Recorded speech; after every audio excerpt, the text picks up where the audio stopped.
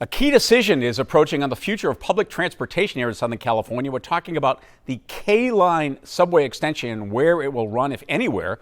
Community leaders, elected officials, including LA County Supervisor Horvath, are weighing in as Metro considers 3 different possible routes connecting to West Hollywood. The supervisor joins us here live in the studio. Thanks for coming in. Thanks for having me. So the K-Line, what is it, where would it go, and why do you want it? So the K-Line Northern Extension is something I've personally been working on for a long time, but most importantly, it's a project that was brought forward by the voters. It was approved as part of Measure M, and so what it does is connect the current Crenshaw line that came up through the Crenshaw district, and it will continue north, going up Fairfax. Right, we're looking at it now. It's sort of that dotted line in the center of the screen. Yes, so it will come up Fairfax and then jog over west to catch Cedars-Sinai, which is a critical destination for healthcare, for jobs, and so much more.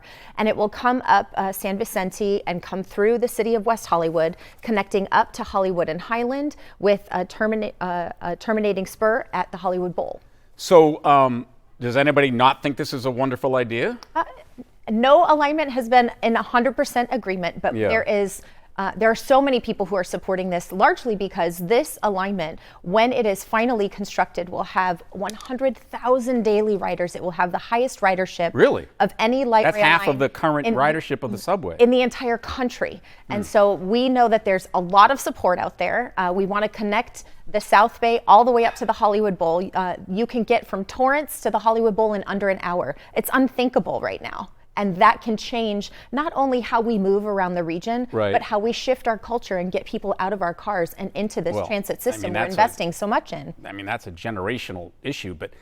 And I was reading that people don't really understand the timelines involved here. I mean, even if this is approved and you somehow come up with the funding, which is a big issue, we're not talking about breaking ground till, like, did I read 2041? So the original motion, or the original measure, says that we're not even supposed to talk about it until then. But thanks to West Hollywood's leadership, they have not only advocated to get this alignment accelerated, they are personally, as a city, committed to creating what's called an Enhanced Infrastructure Financing District. It's an EIFD. And what that means is they will capture the value of the property that will experience this transformational change. And rather than putting it into their coffers as a city, they're going to invest it back into this infrastructure. So it's not a new tax on the residents. Has that not been done already in other jurisdictions? It's a tool that's been used from time to time on very significant infrastructure projects to make sure that they have the capital to do it.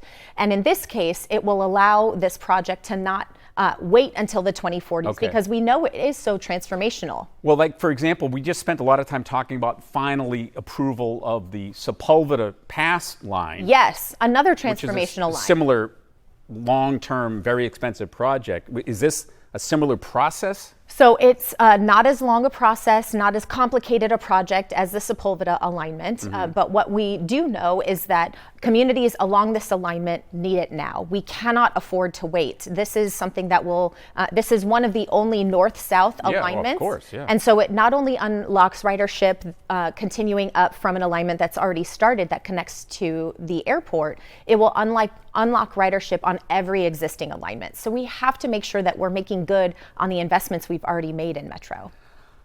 All right, well, so tomorrow we'll keep an eye on that Metro vote. I'm assuming it's going to go in your favor, but it will be Thursday. So I'm sorry. Yeah, we have to make sure people know the right date so they can turn out and make their voices heard. There's 14 members of the Metro board, all 5 supervisors, mayors, others. Yes. So we'll keep an eye on that and report it on Thursday. And then, they throw me out of reporter school if I didn't ask you about the mayor's race. You're the only supervisor that did not endorse LA incumbent Mayor Karen Bass. You flirted with running against her for a time. What is your basic problem with Mayor Bass? Well, she didn't ask for my endorsement, so that's why I didn't endorse her at this point. But what I do know is there are a lot of candidates who are running who are talking about what the future of the city ought to look like. So I'm listening to those candidates. I have had the opportunity to work alongside Mayor Bass in a variety of capacities. There are some places where we've disagreed. There are some places where we have agreed. And I hope that we can find more alignment and agreement going forward, especially if voters deliver her another term. You've been very outspoken, in particular on the issue of homelessness. Yeah, well, we can't continue to invest hundreds of millions of dollars in an agency that can't pass an audit.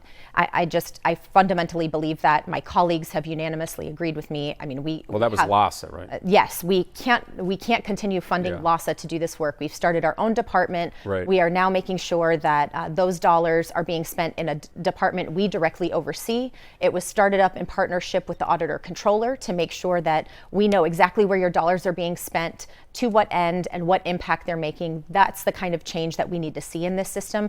And it's what people have been asking me for a number of years. Where is my money going? Right. What am I getting for it? What do you have to show for it? Now we'll be able to tell them. Kind of basic questions. I know. I mean, it's taken far too long for us to get to this point, but this is what we need to do. All right, Supervisor Lindsay Horvath, I appreciate you coming in. I could talk about these issues with you for hours. Same. I kind of feel like Alex Michelson Jr. here. I can't wait to come back. Let's go over to Adam Kruger with some traffic. Speaking of Metro.